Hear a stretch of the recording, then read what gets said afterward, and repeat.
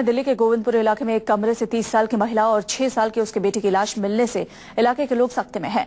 हत्या का शक पति पर है क्योंकि घटना के बाद से ही पति फरार है।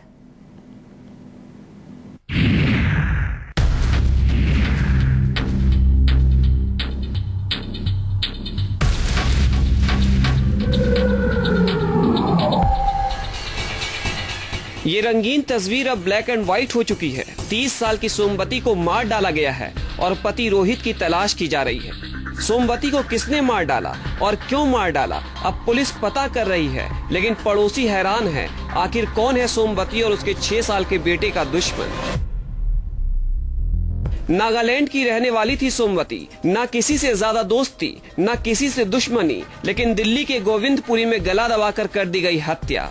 जिस हालत में लाश मिली है, पुलिस को लग रहा है हत्या आजकल में नहीं, 3-4 दिन पहले की गई है। शरीर का आधा हिस्सा इतना सड़ चुका है कि पहचान करना भी मुश्किल हो रहा है।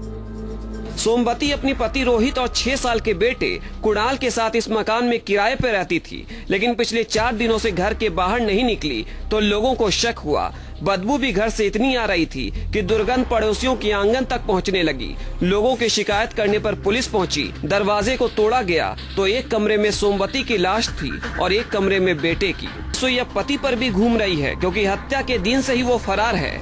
पड़ोसियों ने भी उसे नहीं देखा। कुछ लोग बताते हैं अक्सर दोनों के बीच लड़ाई हुआ करती थी। अब पुलिस हर उस शख्स से पूछताछ कर रही है जिसका संबंध सोमवती से था, क्योंकि हत्यारे ने कमरे को बाहर से बंद कर दिया था।